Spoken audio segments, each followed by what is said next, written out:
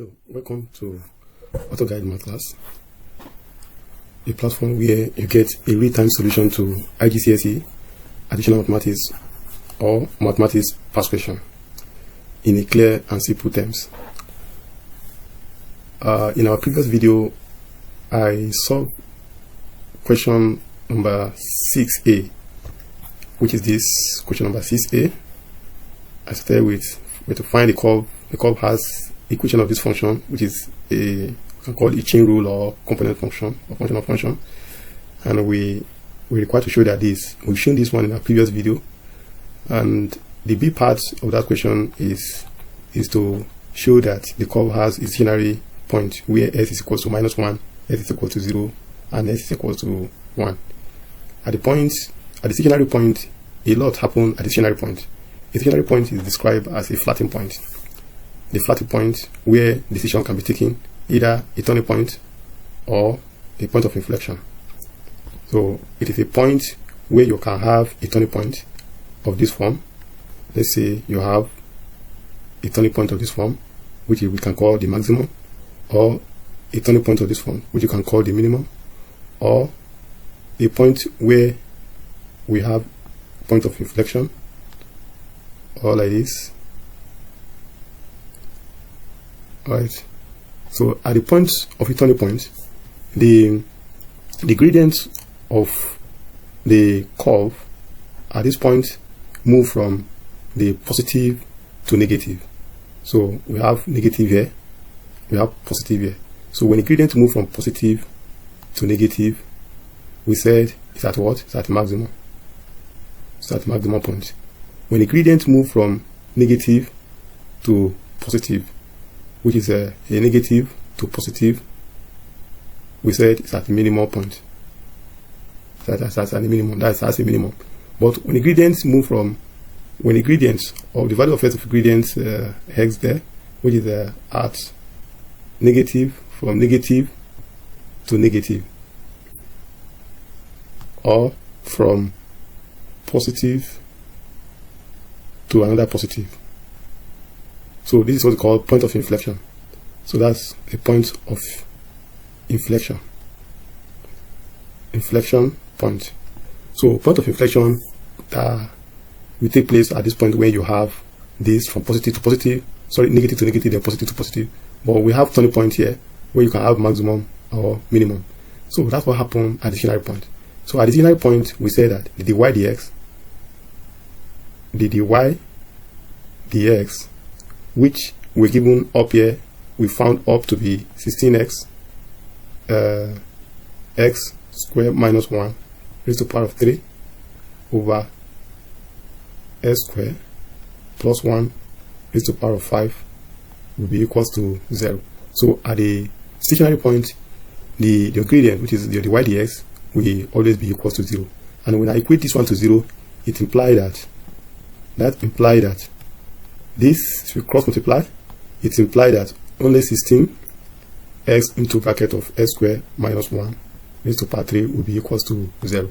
At this point, we said either 16s equals to 0 or s squared minus 1 or raised to the power 3 will be equals to 0. So we said s is equals to 0 or s squared minus 1 will be equals to 0.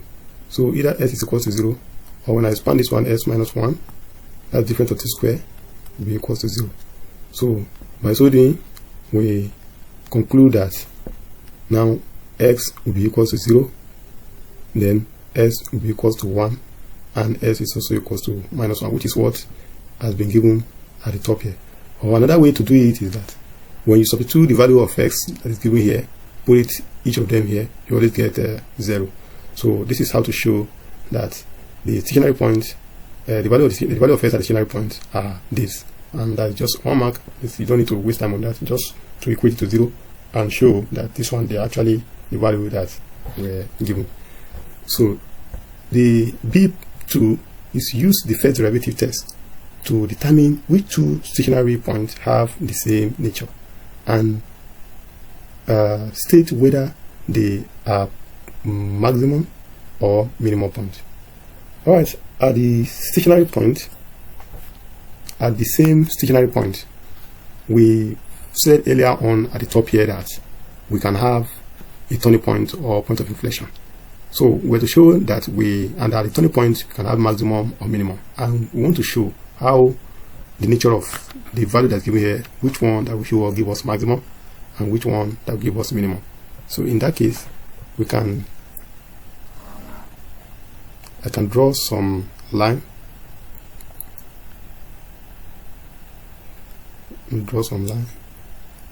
to show the nature of the, so at the top here, so let me call this one, let me put this one as 0, and that's the value of x to be here.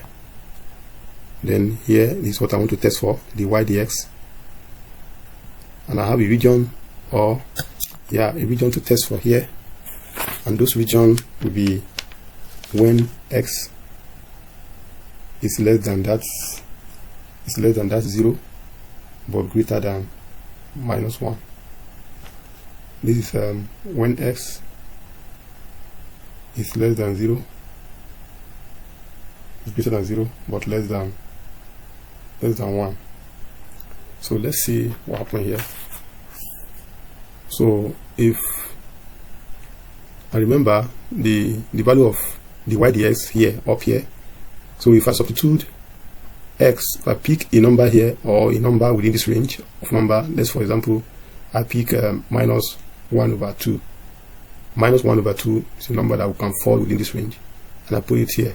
-1/2, the negative here we go -1 raised to the power of 3. So this one will give me a negative number because this one is still -1, so I have a negative number here. Then this one also, wherever I put as negative here, +1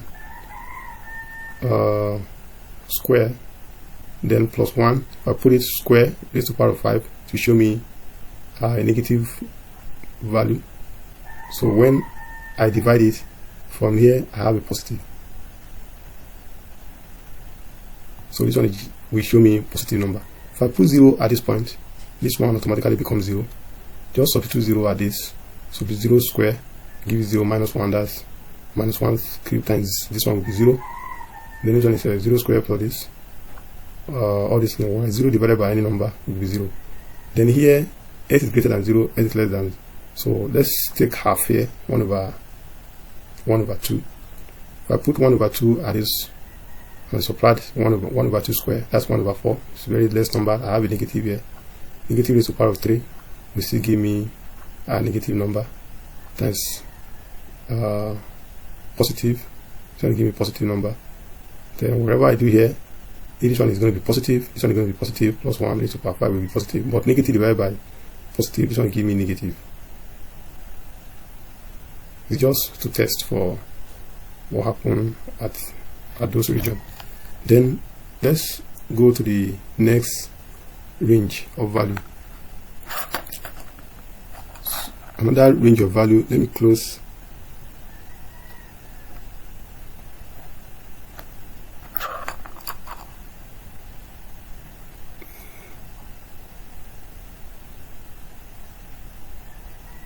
Alright, let me go to set another range of value.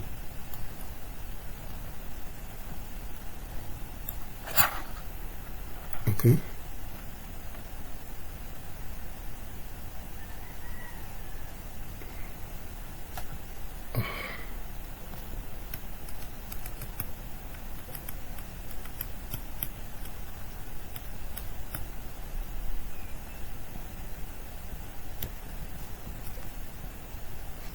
Put this correctly, then let's connect to the top. So let's call this one the value of x is the y dx, and this is when x is equals to 1 is 1, then this is x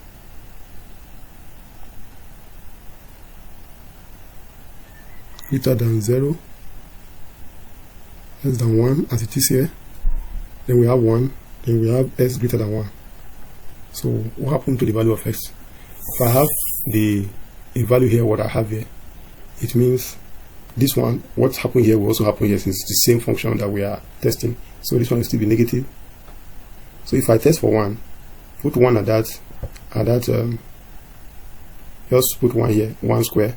1 on this one is 0, times 1 divided by here, this one will automatically become 0. Then when s is greater than 1, so let's put 2. If I put 2 here, 2 square, 2 square, that's 4 minus that 3 raised to power 3, that's 9. So definitely I'm going to get a positive number. So whatever I put here, this number is greater than this one. If I square it, this one is a positive number, this is always greater than, so if I apply, it's going to be positive everything. So that's the second one. Then the third value is this. Is to test for this also x. So this is -1 now.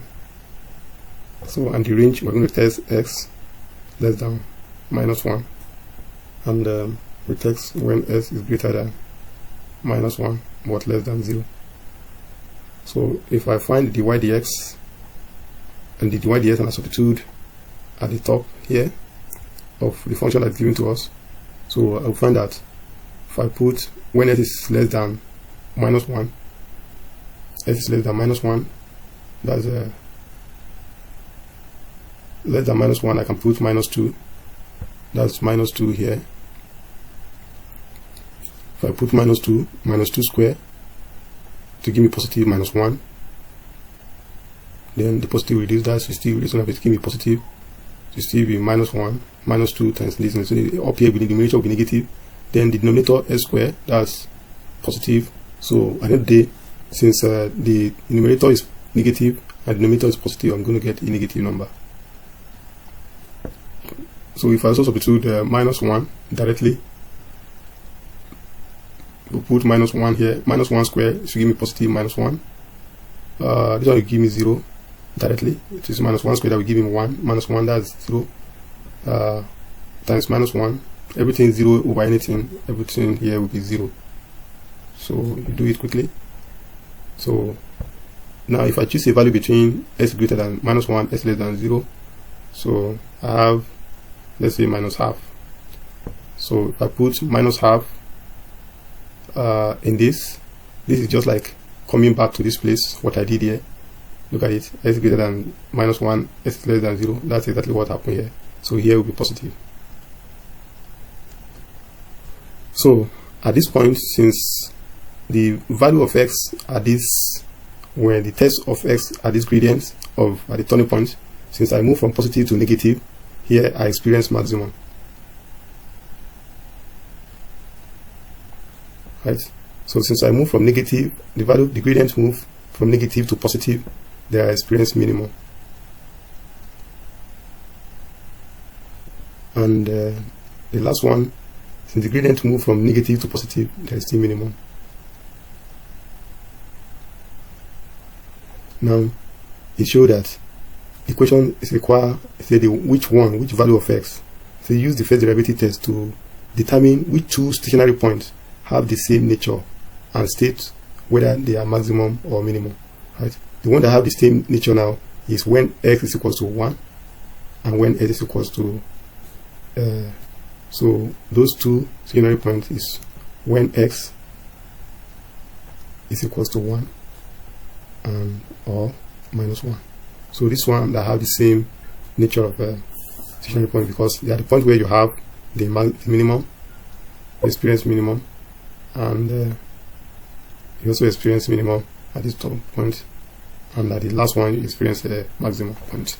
So that's how to approach that question. To avoid the video be too long, we stop here, and thank you for staying, for watching